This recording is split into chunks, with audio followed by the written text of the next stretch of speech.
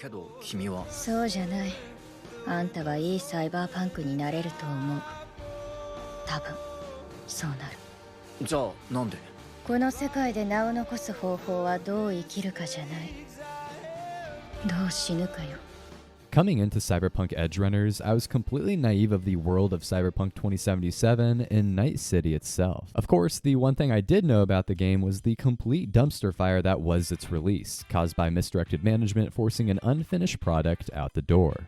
Surprise. For a company that had prided itself as being different from the other girls and denouncing common malpractices found within the gaming industry, watching them fall all over their own words so catastrophically had made Cyberpunk 2077 the laughingstock of the community. I don't usually get super excited over video game adaptations because, well, they usually suck. And the only reason that I decided to give this one a shot in the first place was because of the internet sensation it had quickly become. A spot in Netflix's top 10 watch shows, memes galore, and being the main cause of 136,000 concurrent players for a 2-year-old game. It'd be fair to say that this 10-episode series had managed to breathe new life into an otherwise dying franchise. Something special had happened here, and because of my crippling fear of missing out, I decided that it was high time that I took the plunge. And boy, what a ride I was in for.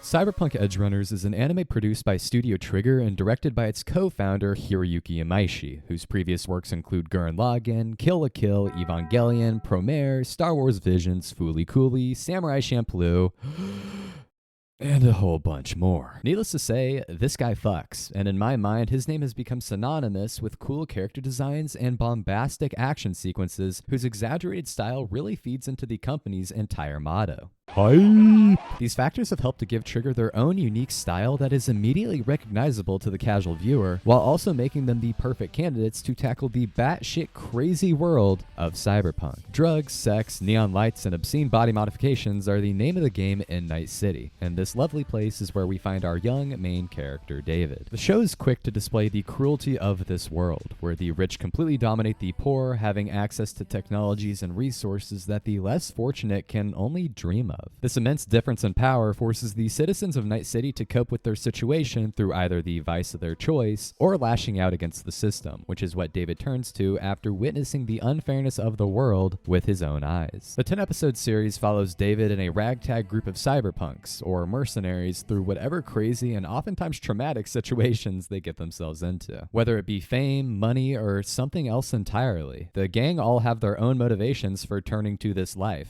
which you actually come to care about, partially because they're just well-written characters with realistic responses to the unfair world they live in, but also because they look so fucking cool. You can tell that Yo Yoshinari had an absolute field day brainstorming and designing people that would fit into the whole Night City aesthetic. Dangly douchebags, crazy lolly robo girls, and the character Viper from Valorant. This futuristic dystopia lends itself so much freedom to what kind of individuals could realistically be found walking its streets. Like, you may think, hey, rainbow sherbert isn't a natural hair color, but this is Cyberpunk, baby. We've got arm cannons, public fleshlights, and those electric wheelchairs you see at Walmart. As displayed in Edgerunners or literally anything else they've made, Studio Trigger has never been opposed to using a generous amount of color in its works, and this fact is even more plain to see when looking at their portrayal of Night City. A vibrant nightlife is the staple of the cyberpunk genre, and without it, Edgerunners would just be a still admittedly cool, but less fun to stare at product. Shots like these, with the neon glow of the city lights illuminating our characters' faces, is such a simple detail,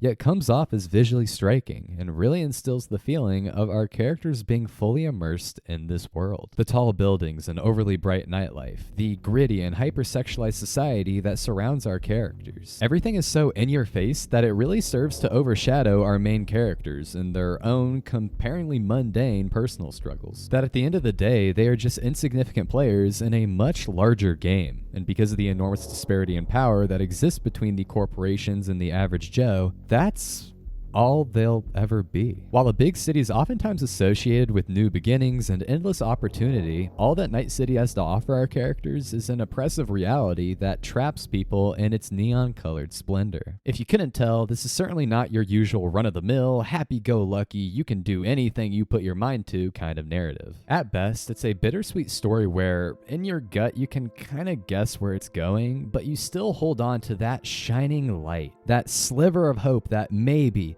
just maybe, things might work out for once. And for me, that sliver of hope was these two. Lucy and David's story of love feels like a faint flame burning in an otherwise cold and cruel world. There are no happy endings in Night City, yet despite this, the connection they are able to form, the innocence and compassion they share towards one another goes against everything that Night City stands to represent. And while both the viewer and characters know that it won't last forever, it burns so bright at times that it makes the entire ride, all these struggles and losses, so very worth it. But holy shit, do you feel like a sack of rocks by the time it ends?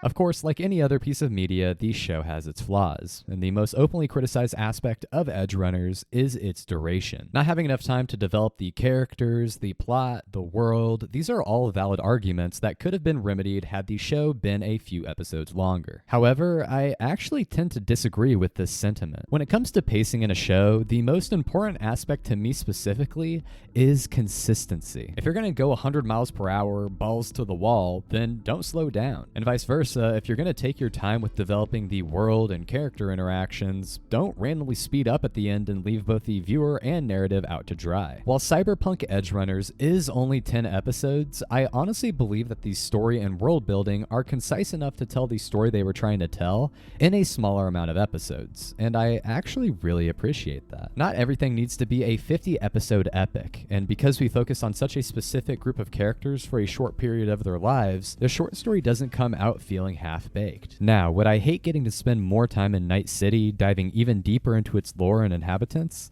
Of course not, but I respect the author's creative decisions and their devotion to sticking with the story that they set out to tell.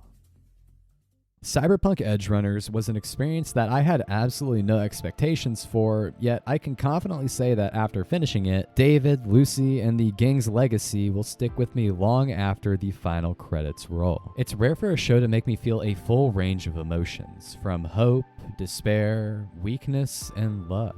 To sit there in awe at the gorgeous presentation of an intricately connected and well thought out world. For a team of animators to go out of their way to pay homage to the source material, including guns, implants, and locations all found within the original game. And finally, to experience that empty feeling in the bottom of your stomach once you know an incredible journey has come to an end.